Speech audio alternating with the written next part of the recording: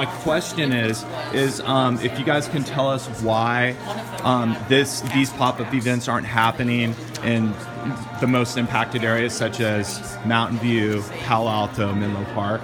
Is there any reason why those aren't happening? I mean, they're happening in, I think, 30, 40 spots across the Bay Area, so they're all impacted in varying ways. I think we had one in Palo Alto in the farmers market earlier this month. But we can't be everywhere. We're trying to get. Okay, so you can't give me a specific answer as to why it's not happening in Mountain View and Sunnyvale and those kinds of places, which are probably the highest impacted and have. To be honest with you, brother, everyone is really impacted. And we are hitting kind of watersheds of places that include those areas. So as you're experiencing, you can come to, we're in your backyard. Yeah.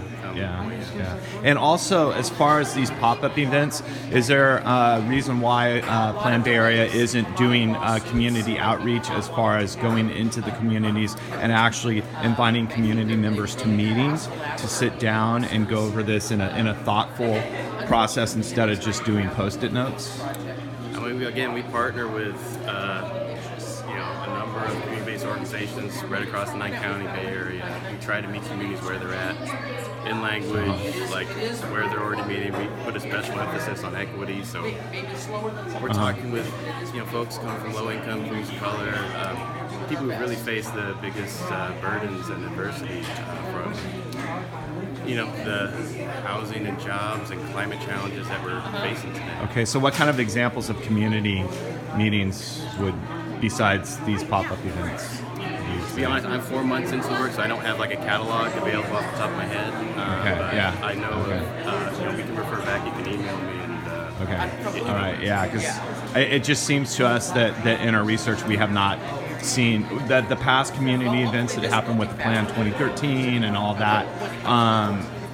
There were some community events, but those were steered by the people who are directing them in what we feel a very biased way. So our concern is with this is that just doing Post-it notes with random people coming out and doing these pop-up events and not doing them in all the communities, especially some of the most affected, we're really concerned about that. So do you have any last comment on that? Or yeah, I totally hear you, man. If this was all about Post-it notes, that wouldn't be adequate. But there's a long kind of sequence of events that leads up to this, and this is not a total sum of. I think in the spring is when we have more of the workshops that you're describing, where it's more of a set place where public have an opportunity to kind of speak about it in a less intimate way. But there's different ways that people kind of hear each other, and so the idea behind pop-ups and the Post-it notes is really having one-on-one conversations, getting opportunities to really hear deeply about how people are being impacted. What are strategies that they think we should be doing. So we're trying not to have a top-down dictation of this is what it is and this is what it should be, but it's really a practice of listening, and it takes special effort to reach people who it's not easy for them to show up. Well, when you mean reach people, so for example, for me, the way I heard about this event was through Livable California, who has major concerns about MTC. I didn't see anything in any mailers. I didn't see any advertising in papers. Did you guys do any advertising or outreach to tell people about these events? Can you let me know about what type of outreach there was to let people know about this specific event? So, again, I don't have a catalog, but I know we regularly update the major newspapers that are in the Bay Area. We have an online presence. So we're trying to, when we are coming into a neighborhood, target it online and other community-based networks to say, hey, we're going to be here. We want to hear from you. Can't control who shows up. We really appreciate, local California folks. I guess my concern is, with MTC being a multi-million-dollar agency, that I think the outreach and letting us know about it could be a lot better about it. Also, when I look at these boards here, I do see at the bottom who it's represented by, but it doesn't really tell me, the agencies. Is there a reason for that, or it just seems like it's a little bit under the radar as far as what's posted here when I look at it? Yeah, no, I definitely hear that.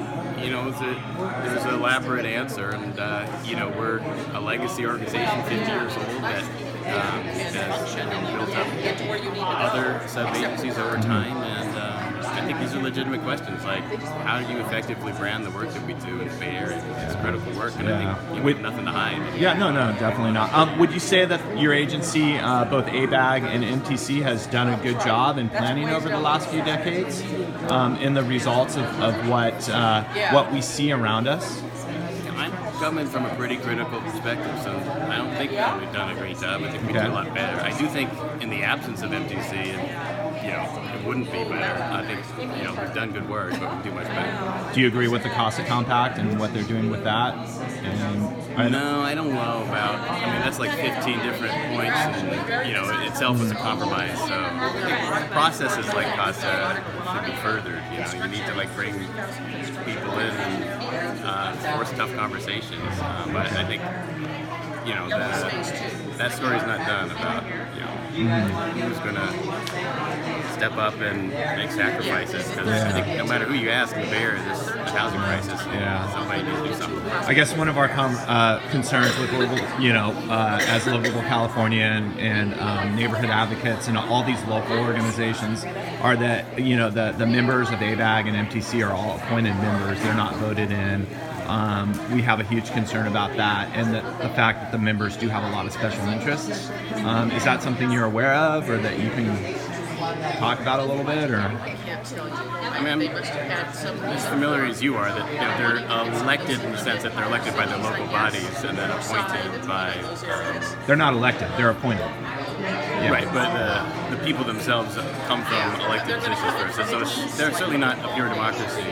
How that works. So, you know, I personally, like, you know, camera on or off, I'd love to find out your ideas about like what are better alternatives and structures to make it more. Yeah. And then in the handouts that you're giving out, does that talk about kind of who the people are behind all this, and like who the appointed people are with MTC? Do you have names on your handouts so people know exactly who kind of we're dealing with here? Or?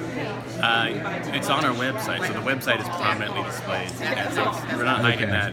You just kind of have to pick and choose on a 8.5 by 11. You have to dig in pretty deep. Yeah.